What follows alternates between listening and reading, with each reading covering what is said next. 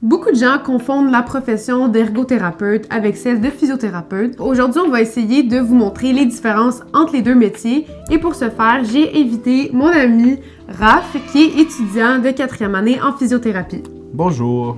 Donc, pour commencer, on va essayer de vous expliquer un peu c'est quoi la définition de l'ergo et la définition de la physio. Pour ce qui est de l'ergo, on en a déjà parlé, mais le but de l'ergothérapie, c'est d'évaluer les habiletés fonctionnelles de la personne pour la rendre le plus autonome possible. Et pour ce faire, on va évaluer la personne, l'environnement et ses occupations. Donc, le but, c'est qu'elle soit le plus autonome possible dans ses activités qui sont significatives pour elle. En physio, on va plutôt évaluer et traiter les capacités physiques d'une personne, donc dans les systèmes neurologiques, musculo-squelettiques et cardio-respiratoires.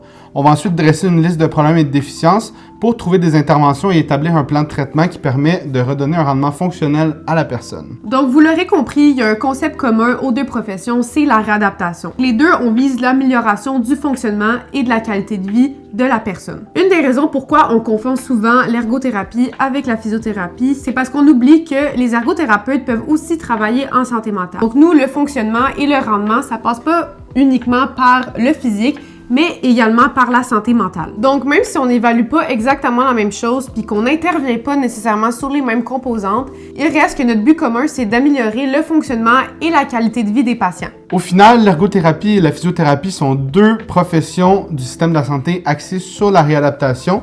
C'est complémentaire, mais c'est pas la même chose. Donc, pour les milieux de pratique, donc c'est sûr qu'on a beaucoup de milieux de pratique qui vont être communs. Donc, autant les physios que les ergos, on va pouvoir travailler en clinique privée, dans les cliniques externes, dans les hôpitaux, dans les CHSLD, les CLSC, donc dans le système public en général.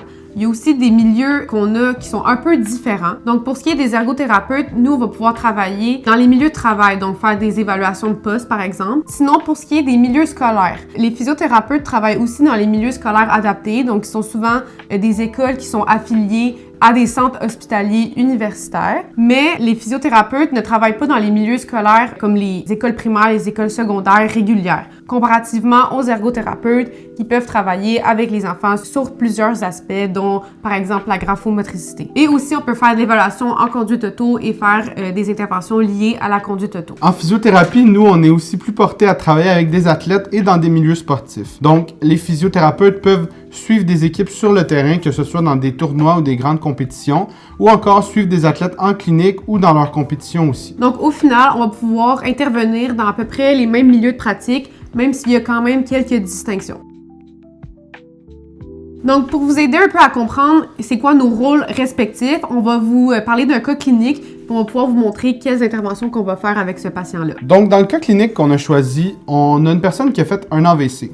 Elle est encore en centre hospitalier, puis elle présente une hémiparésie gauche, un trouble de l'équilibre, une fatigue généralisée, puis une diminution du contrôle moteur de son membre supérieur gauche. Évidemment, son objectif est de retourner à domicile. Donc, notre objectif commun en réadaptation, comme ça l'a été dit, c'est que la personne puisse retourner à domicile de façon sécuritaire et surtout fonctionnelle. Donc, qu'est-ce qu'on va faire en ergothérapie avec ce patient-là? C'est sûr qu'on va commencer par une évaluation fonctionnelle, comme comment cette personne-là fonctionne dans ses activités du quotidien, que ce soit ses soins personnels, comment elle fait sa préparation de repas, ses activités de loisirs qu'elle fait habituellement, donc globalement, les activités qu'elle trouve importantes pour elle. Ensuite, après une évaluation, c'est sûr qu'on va faire de l'entraînement fonctionnel par rapport à ces activités-là.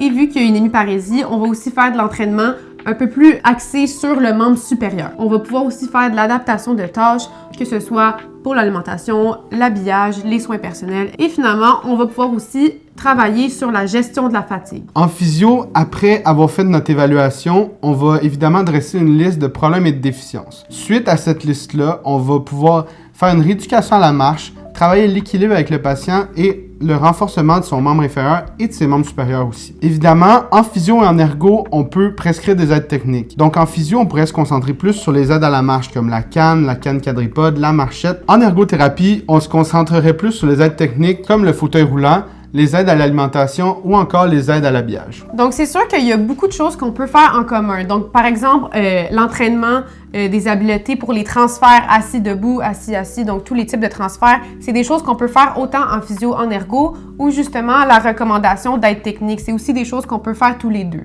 Donc, dépendamment du milieu de pratique et du patient et du cas en général, on va pouvoir voir est-ce que c'est bénéfique que ça soit répété. Donc, par exemple, que le patient aille en physio le matin, qu'il fasse les transferts assis debout. Si c'est quelque chose qui est vraiment travaillé, on en refait aussi en ergo. Ou au contraire, de façon plus complémentaire, on va décider d'un peu se séparer les tâches pour éviter de répéter certaines interventions. Ça, c'est toutes des choses à établir dans ton milieu de pratique selon il y a combien de personnes qui travaillent dans l'équipe, c'est quoi exactement vos objectifs et aussi avec quoi certains professionnels sont plus à l'aise. Donc, le but, c'est pas de dédoubler les interventions qu'on fait en physio et en ergo. Fait que c'est vraiment d'essayer de rester propre à sa pratique et surtout à son expertise. Donc, ça vous donne une petite idée un peu de nos rôles en général. On comprend bien que la physiothérapie et l'ergothérapie sont deux professions complètement distinctes, mais qui se rejoignent avec des objectifs communs. Donc, j'espère que c'est un peu plus clair et que maintenant, vous allez pouvoir différencier nos deux professions. Merci beaucoup d'avoir écouté. À la prochaine!